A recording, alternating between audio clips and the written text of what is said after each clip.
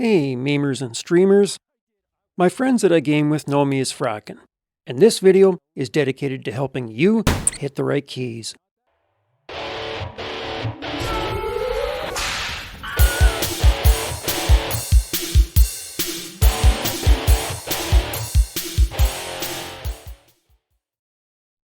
Anyone can hit the right buttons when the game is laid back and we're not stressed out.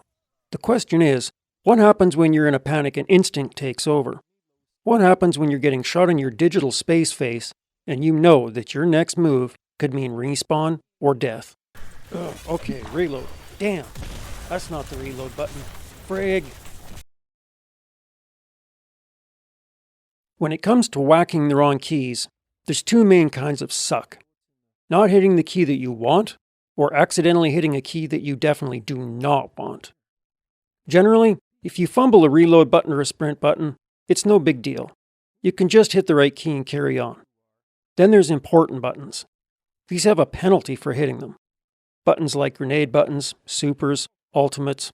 Hitting these by accident can carry a serious penalty because you essentially just wasted that very valuable resource. That penalty can range from simply giving away your position to now having to wait for it to regenerate to outright loss of that resource. So, what's the solution? Well, not fumbling the keys, of course, but how do we achieve that? There's a few different ways. The first thing to try is remapping the keys, especially if the problem isn't severe. If there's only one button that tends to get whacked by accident, or if you can't find it when you need it, move it somewhere that's better for you. Speaking for myself, this is always where I start the process. Remapping can help other problems too. The most used and most important keys should be in a place where you don't need to look to hit them, and the more often they're used, the closer they should be to your movement keys. If we're still having trouble after remapping stuff, we might need to keep working the problem. Ideally, we want to build muscle memory, but that takes time and repetition, so what do we do in the meantime? Well, you could try the pure angry frustration approach like I did a few years back, where you just sit there with the keyboard while you're watching videos or something, and then thinking about certain actions and whacking the right keys for them. Most of us aren't quite so insane. The solution that I've used that doesn't require this sort of patience, though, is a sort of training wheels for gaming. I just put tactile touch cues on the important keys themselves. It's a lot easier to tell a key by feel if it feels different. For keys that I want to hit, I simply make a small bump on them with a hot melt glue gun. For keys that I definitely don't want to hit by accident, I make small risers by cutting a piece of hot melt glue stick and then sticking it on top of the key. I determine the length by how much I don't want to hit that key by accident. The higher you have to lift a finger to hit a button, the less likely it is that you'll do it by accident. At first glance, this might seem dumb as hell, but it works. I've gone from constantly throwing grenades at ammo boxes and popping supers in front of non-player characters instead of the interact button to virtually never hitting the wrong buttons. This is the keypad that I use for gaming. I use it in every video clip that you'll see on my page. It's a conventional mechanical USB numeric keypad. This is what it looks like from the factory. Gradually over the years, I've made modifications to deal with certain issues. The important buttons are close. Every commonly used button is in the 1 through 9 keys, the less used ones further away. The very important ones that I definitely do not want to hit by accident have risers on them so that I can't accidentally mistake them for something else. It's been incredibly effective in improving my accuracy and the pace that I can play at. It might look stupid, but it works. No, not that kind. Look at your F and J keys on your keyboard. Those kinds of tits. They've been putting those on keyboards for years for a reason. You don't have eyeballs in your fingers. Adding tactile touch cues lets you know purely by feel where something is. There's no rule that says only keyboard manufacturers dictate where touch cues can go, so you can make your own. Just get your glue gun out and make a tiny nib in the middle of the key that you want to be able to tell by feel. You can practice this process on a piece of cardboard if you need to. When you get the hang of it, it's pretty easy to do. If I want the glue tit to be easy to pull off, I just squeeze out a bit of glue so that a small blob sticks out the end of the gun. I blow on it a bit to cool it off. Then I stick it on the key, wiggle it a little bit so that it flattens out on the part that's touching the key.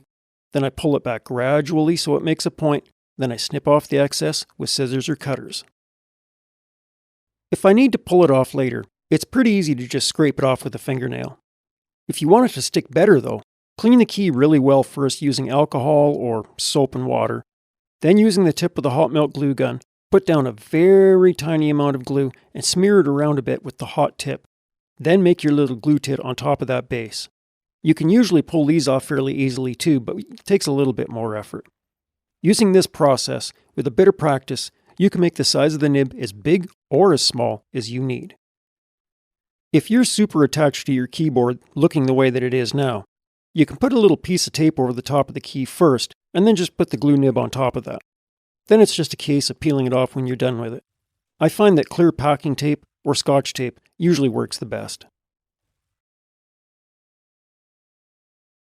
If you've tried remapping super important keys that you don't want to hit, tried adding key tits to them, and you still find yourself whacking them by accident every so often, you can get more aggressive.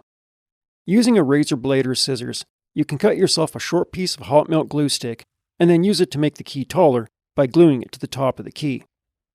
The higher it is, the more you'll have to willfully pick your finger up to hit the top of the key. This is what I do for super important keys that have a high penalty for accidentally hitting them. Again, if you need to or you want to, you can just stick a piece of tape on the key and then put this on top of the tape. If you've been struggling with hitting the wrong keys, hopefully I've given you some ideas that can help. When you're doing fast-paced stuff, it can be very frustrating at first when you're trying to get your fingers to cooperate. But keep at it. There absolutely is light at the end of that tunnel. Oh my f***. I'd also like to mention that when it comes to pushing through tough, demoralizing problems, attitude is key. If you get stomped on, don't think of it as a lost game. Think of it as a learning game. Every time you lose, you learn something. And when you win, it can feel good, but ask yourself why you won and learn from that too. Every game has its own flow and feel. Learn that flow and feel. Keep working the problem. Keep pushing. You'll get there.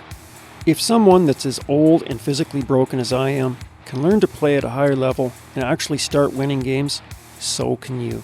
Just push. Experiment with your posture, with how you hold your mouse. Try variations on how far you sit from your controls. Record your games. Watch the games of other outstanding players. Read the stories of other people who've struggled with the same problems. Learn to shave every fraction of a second off of every action that you can possibly think of and optimize everything you do. Stack as many things in your favor as possible. And as always, guys, GG's and good luck.